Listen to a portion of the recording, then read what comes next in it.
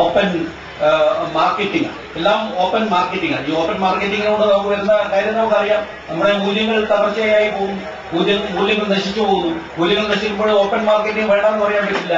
ഉദാരവൽക്കരണവും open marketing ഇല്ലാത്ത ഒരു രാജ്യം പുരോഗമിക്കില്ല. നമ്മുടെ പെർ ക്യാപിറ്റ ഇൻകത്തിനെ അത് ബാധിക്കും എന്നൊക്കെ പറയുന്ന ഈ ലോകത്ത് ഒരു സ്വകാര്യ വ്യക്തികൾക്ക് റേഡിയോ നിലയങ്ങൾ നൽകേണ്ട എന്ന് ഗവൺമെന്റ് തീരുമാനിക്കാൻ പറ്റില്ല. ഇതെല്ലാം ഇരുതല മൂർച്ചയുള്ള വാളുപോലെ ആണ് പോകുന്നതെന്നാണ് എനിക്ക് തോന്നുന്നത്. പക്ഷേ ഈ ശബ്ദമാധ്യമത്തിന് ഇങ്ങനെയുള്ള അപകടങ്ങളാണ്. സ്വകാര്യമായി വെക്കേണ്ടുന്ന പല കാര്യങ്ങളും പരസ്യമായി പോകുന്ന ഒരവസ്ഥ. ശബ്ദത്തിന് അതിൻ്റെതായ ദൃശ്യങ്ങളെക്കാളും ശക്തിയുണ്ട് ഈ ശബ്ദത്തിനെന്നാണ് എനിക്ക് തോന്നുന്നത്. പല സമയത്തും ഒരു ഇന്ററാക്റ്റീവായിട്ട് നമ്മുടെ സ്വകാര്യതകൾ പങ്കിടുന്ന രീതിയിലുള്ള എഫ്എം.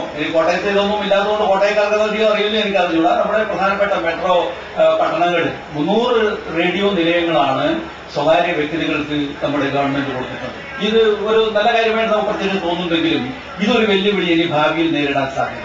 നമ്മുടെ കേരളത്തിൽ തന്നെ 18 റേഡിയോ നിലയങ്ങൾ, എഫ്എം റേഡിയോ നിലയങ്ങൾ, ഏറ്റവും നല്ല ശബ്ദം, സ്വച്ഛസുന്ദരമായ ശബ്ദം കേൾക്കാം. ഫ്രീക്വൻസി മോഡുലേറ്ററിന്റെ മോഡായതുകൊണ്ട് ശരിയാണ്. വളരെ ചുരുങ്ങിയ ഒരു 10-50 കിലോമീറ്റർ സ്ഥലങ്ങളിലേക്ക് വളരെ നല്ല പരിപാടികൾ എത്തിക്കാം. ഏതാണ് ഈ നല്ല പരിപാടികൾ? നമ്മുടെ വികസനത്തിന്, അല്ലെങ്കിൽ നമ്മുടെ സംസ്കാരത്തിന്, അല്ലെങ്കിൽ നമ്മുടെ വിദ്യാഭ്യാസത്തിന്, അല്ലെങ്കിൽ നമ്മുടെ മൊത്തമായ പാരമ്പര്യത്തിന്റെ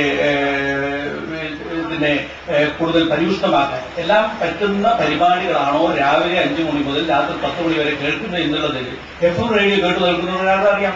അന്യോന്യം ഈ പറഞ്ഞതുപോലെയുള്ള അന്യോന്യമുള്ള മത്സരത്തിൽ ഏറ്റവും ലഘുതരമായിട്ട് നമ്മുടെ ജീവിതത്തെ കാണുക, ഏറ്റവും ആഘോഷിക്കുകയാണ്, നമ്മുടെ ജീവിതത്തെ ആഘോഷിക്കുകയാണ്. നമ്മുടെ വലിയ ആഘോഷം എങ്ങനെയാണോ വേണ്ടത് എന്നുകൂടി നാം ആലോചിക്കേണ്ടിയിരിക്കുന്നു. ഇതൊരു വെല്ലുവിളിയായി തീരുന്നത് എപ്പോഴാണെന്ന് വെച്ചാൽ ഈ മാധ്യമം ഏതെങ്കിലും ഒരു എഫ്എം ആരായിക്കോട്ടെ, ഏതെങ്കിലും പറയൂട്ടെ, ഇതിന്റെ ഒരു കുത്തകവൽക്കരണത്തിന്റെ ഭാഗമായിട്ടാണ് എഫ്എം റേഡിയോ നിലയങ്ങൾ. ഒരു എഫ്എം റേഡിയോയെ കൊണ്ട് ഒന്നതല്ലാതെ ഒരു എഫ്എം റേഡിയോ എന്ന് പറഞ്ഞാൽ അതിന്റെ പിന്നിലൊരു പത്രം ഉണ്ടാവും, അതിന്റെ പിന്നിലൊരു റേഡിയോ നിലയം, അതിന്റെ പിന്നിലൊരു ദൃശ്യ ചാനൽ ഉണ്ടാവും, അതിന്റെ പിന്നിലൊരു സിനിമാ കമ്പനി ഉണ്ടാവും, അതിന്റെ പിന്നിലൊരു കാസറ്റ് കമ്പനി ഉണ്ടാവും. ഇതെല്ലാം കൂടി മർദോക്ക് എന്ന് പറയുന്ന ഒരു മാധ്യമ ഭീകരനെ നമ്മൾ ഇവിടുന്ന് ചീത്ത പറയുമെങ്കിലും നമ്മുടെ നാട്ടിലെല്ലാം കൊച്ചു കൊച്ചു മർദോക്കുമാരുണ്ടാവുന്ന ഒരവസ്ഥയിലേക്ക് ഈ മാധ്യമങ്ങളുടെ കുത്തകവൽക്കരണം പോകും.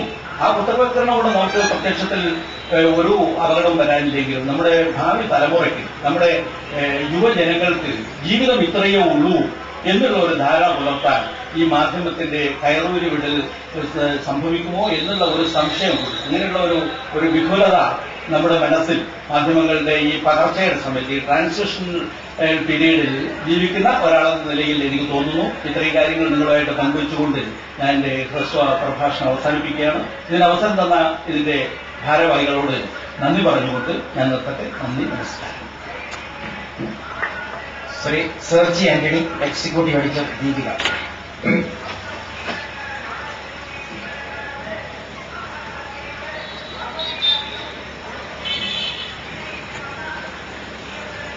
വേദിയിലിരിക്കുന്ന ഗുരുവിലയായ ബഹുമാന്യരെ, സുഹൃത്തുക്കളെ,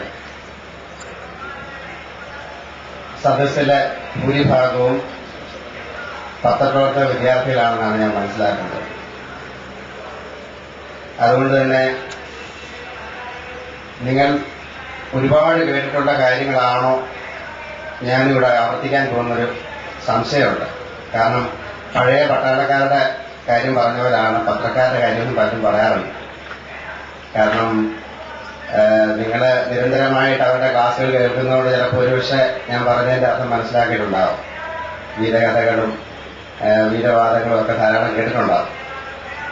ഏതായാലും കോട്ടയത്ത് അന്താരാഷ്ട്ര പുസ്തകമേളയോട് അനുബന്ധിച്ച് ഒരു പതിവ് ചടങ്ങ് എന്നുള്ള നിലയിൽ മാധ്യമ സെമിനാർ നടക്കുന്നു.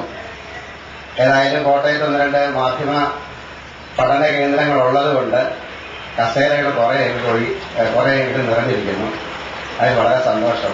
അക്ഷര തറനാട്, പത്രമുത്തശ്ശികളുടെ നാട് എന്നൊക്കെ പറയുന്ന കോട്ടയത്ത് ഇത്രയും സദസ്സിന് എങ്ങനെ കിട്ടിയത് ഈ പുസ്തകമേള സംഘാടകരുടെ ഭാഗ്യം എന്ന് പറയട്ടെ. ഇവിടെ ഞാൻ പറയാൻ ഉദ്ദേശിച്ച അല്ലെങ്കിൽ എന്റെ മനസ്സിൽ തോന്നിയ പല കാര്യങ്ങളും ആദരണീയരായ പത്രപ്രവർത്തകരെ, ജ്യേഷ്ഠ സഹോദരന്മാർ പലരും പറഞ്ഞു കഴിഞ്ഞു. അതിൽ കൂടുതലായിട്ട് പത്രപ്രവർത്തന രംഗം നേരിടുന്ന വെല്ലുവിളികളെ പറ്റി പറയാനായിട്ട് എനിക്ക് അറിഞ്ഞുകൂടാ. അതിനും വലിയ കാര്യങ്ങളുണ്ടെന്ന് എനിക്ക് തോന്നുന്നുമില്ല. പറയാനാണെങ്കിൽ ധാരാളം കാര്യങ്ങൾ കണ്ടേക്കാം. പത്രത്തിന്റെ ഉൽപാദനം മുതൽ, കടലാസിന്റെ ഉൽപാദനം മുതൽ പത്രവിതരണത്തിന്റെ രംഗം വരെയുള്ള കാര്യങ്ങളിൽ ഒരു 100,000 പ്രശ്നങ്ങളും വെല്ലുവിളികളും പറയാൻ കണ്ടേക്കാം. നിങ്ങളൊക്കെ ശ്രദ്ധിച്ചിട്ടുണ്ടാവും അറിയാം, മാധ്യമ വിദ്യാർത്ഥികളായവർ ശ്രദ്ധിച്ചിട്ടുണ്ടാവും. കഴിഞ്ഞ ഏതാനും ദിവസങ്ങളായിട്ട് ഒരു മാസം മുമ്പ് വരെ 20, 25, 30 പേജ് വരെ പത്രം അടിച്ചുകൊണ്ടിരുന്ന ചില പത്രങ്ങൾ 14 പേജും 16 പേജുമായിട്ട് കുറഞ്ഞിട്ടുണ്ട്. നിങ്ങൾ ശ്രദ്ധിച്ചിട്ടില്ലെങ്കിൽ ഈ ദിവസങ്ങൾ ശ്രദ്ധിച്ചാൽ മനസ്സിലാക്കാൻ പറ്റും. പത്രങ്ങളുടെ പേജുകൾ കുറഞ്ഞു വരുന്നു. കേരളത്തിലെ മലയാള പത്രങ്ങളുടെ പേജുകൾ കുറഞ്ഞു വരുന്നുണ്ട്. ഇല്ലെങ്കിൽ ഈ വരുന്ന ദിവസങ്ങൾ നിങ്ങൾ ശ്രദ്ധിച്ചുകൂടാ. കാരണം കഴിഞ്ഞ ഒരു 2 മാസത്തിനുള്ളിൽ അല്ലെങ്കിൽ കഴിഞ്ഞ ഒരു 6 മാസത്തിനുള്ളിൽ പത്രം അച്ചടിക്കുന്ന കടലാസിനുണ്ടായ വിലവർദ്ധനവിനെ പറ്റി ഞങ്ങൾ പത്രത്തിൽ വായിച്ചിട്ടുണ്ടാവും. അത് പത്ര മുതലാളിമാരുടെ പ്രശ്നമാണ്. നമ്മുടെ പ്രശ്നമല്ല എന്നൊക്കെ നമ്മൾ ചിന്തിച്ചേക്കാം.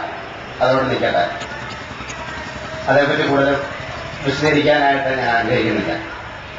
എനിക്ക് തോന്നുന്നത് മാധ്യമരംഗം നേരിടുന്ന വെല്ലുവിളികളെ പറ്റി പറയുമ്പോഴേക്ക് ചുരുങ്ങിയ സമയത്തിനുള്ളിൽ മാധ്യമപ്രവർത്തകരും, നിലവിലുള്ള മാധ്യമപ്രവർത്തകരും ഭാവിയിലെ മാധ്യമപ്രവർത്തകരും എന്തൊക്കെ വെല്ലുവിളികളാണ് നേരിടാൻ പോകുന്നതിനെ പറ്റി എൻ്റെ ഒരു ചിന്ത ഞാൻ നിങ്ങളുമായിട്ട് പങ്കുവച്ചുകൊണ്ടാണ്.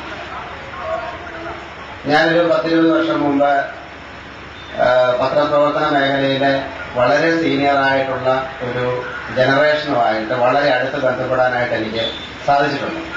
പല ബ്യൂറോകളിലായിട്ട് വളരെ സീനിയറായിട്ടുള്ള പല പത്രപ്രവർത്തകർ, പത്രപ്രവർത്തകർ. അന്ന് പത്രപ്രവർത്തകരേ ഉള്ളൂ, ഇന്ന് മാധ്യമപ്രവർത്തകരാണ്. പത്രക്കാർ എന്ന് പറയുന്നത് നമ്മൾ ഉദ്ദേശിക്കുന്ന എല്ലാ മീഡിയയിലും വരുന്ന ആൾക്കാർ വരും. അത് ചാനലുകളാകാം, FM റേഡിയോ ആകാം, ഈവൻ പോർട്ടലുകളാകാം. പക്ഷെ ഒരു 10-20 വർഷം മുമ്പൊക്കെ പത്രക്കാരെന്ന് പറഞ്ഞാൽ പത്രങ്ങൾ മാത്രമേ ഉള്ളൂ. അങ്ങേയറ്റം വന്നു കഴിഞ്ഞാൽ ആകാശവാണിയുടെ ഒരു ലേഖനം കാണും എല്ലാ ജില്ലാ ബ്യൂറോകളിലും. അതുപോലും ഫുൾ ടൈം റിപ്പോർട്ടർ ആയിരിക്കത്തില്ല മെയിൻ സെന്ററുകൾ ഒഴിച്ചുള്ള സ്ഥലങ്ങളിൽ. പക്ഷെ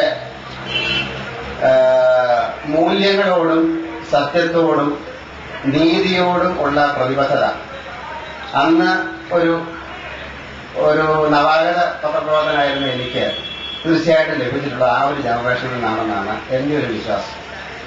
എന്ന് പറഞ്ഞാൽ അവരെല്ലാവരും പഴയതെല്ലാം നല്ലതായിരുന്നു എന്നല്ല ഞാൻ പറയുന്നത്. പക്ഷെ ചില കാര്യങ്ങളോട്, നീതിയോട്, ധർമ്മത്തോട്, അല്ലെങ്കിൽ അതായത് പത്രപ്രവർത്തനത്തിൽ പറഞ്ഞ പോലെ ബിരുദം നേടിയവരോ PG ഡിപ്ലോമ നേടിയവരോ അല്ലെങ്കിൽ നിങ്ങളെ പോലെ പത്രപ്രവർത്തന രംഗത്തെ പ്രതിഭാധന്മാരുടെ ക്ലാസ് കേട്ട് ഉദ്ബുദ്ധരായവരൊന്നും ആയിരുന്നില്ല.